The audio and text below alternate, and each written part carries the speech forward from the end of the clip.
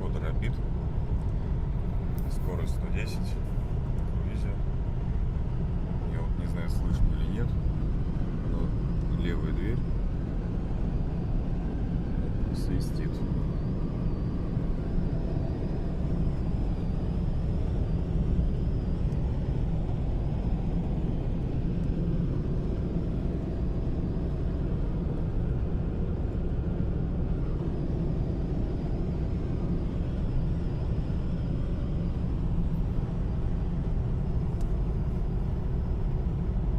Как-то